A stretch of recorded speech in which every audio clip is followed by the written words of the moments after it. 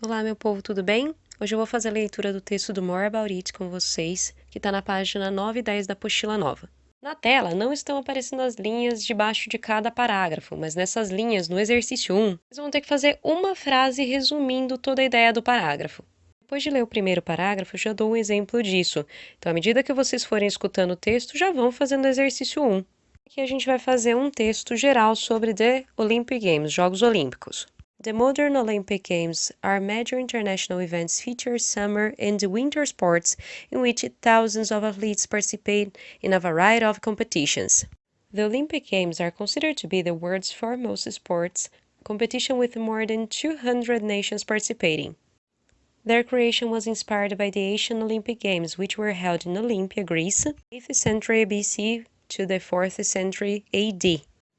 Baron Pierre de Coubertin founded the International Olympic Committee, IOC, in 1894.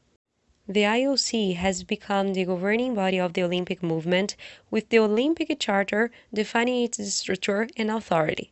Esse primeiro parágrafo, galera, está dizendo que os Jogos Modernos Olímpicos são grandes eventos internacionais com esportes de verão e inverno nos quais milhares de atletas participam de competições. E os Jogos Olímpicos são considerados a principal competição esportiva no mundo, com a participação de mais de 200 nações. E a realização deles foi inspirada nos antigos Jogos Olímpicos que aconteciam em Olímpia, na Grécia, no século 8 a.C. até o século 4 d.C. Esse barão que o texto cita, ele fundou o Comitê Olímpico Internacional, em 1894. Desde então, esse comitê se tornou o órgão governante do movimento olímpico, definindo sua estrutura e autoridade. Já vamos parar um pouquinho aqui e pensar na resolução desse primeiro parágrafo, pode ser em português mesmo. Resumindo o máximo possível a ideia dele, aqui vocês poderiam ter colocado que esse parágrafo diz sobre o início dos Jogos Olímpicos e a fundação do Comitê Olímpico Internacional. Com isso, essas primeiras linhas já estariam feitas. Eu quero que vocês façam isso com todos os parágrafos que eu for lendo, tá? Resuma o máximo possível qual é a ideia principal. O texto continua dizendo: The evolution of the Olympic movement during the 20th and 21st centuries has resulted in several changes to the Olympic Games. Some of these adjustments include the creation of the Winter Games for ice and winter sports, the Paralympic Games for athletes with disability, and the Youth Olympic Games for teenage athletes. The IOC has had to adapt it to a variety of economical, political, and technological advancements. As a result, the Olympics shifted away from the pure amateurism, as envisioned by Coubertin, to allow participation of professional athletes. The growing importance of mass media created the issue of corporate sponsorship and commercialization of the games.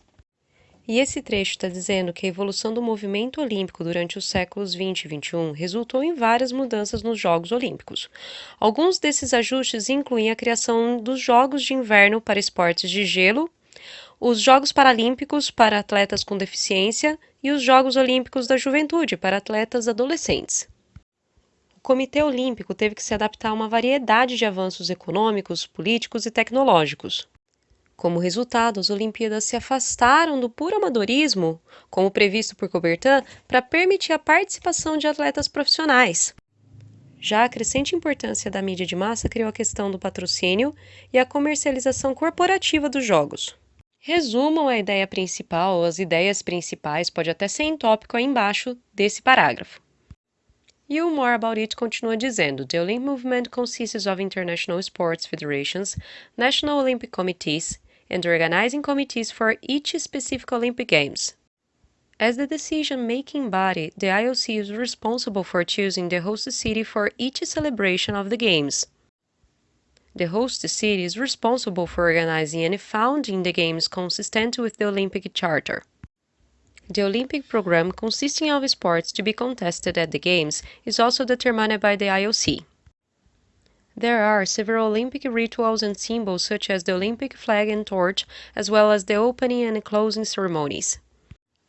Over 13,000 athletes compete at the Summer and Winter Olympics in 33 different sports and in nearly 400 events. The first, second, and third place finishers in each event receive the Olympic medals, gold, silver and bronze, respectively. E esse parágrafo está falando bem basicão de como funcionam os Jogos Olímpicos, tá?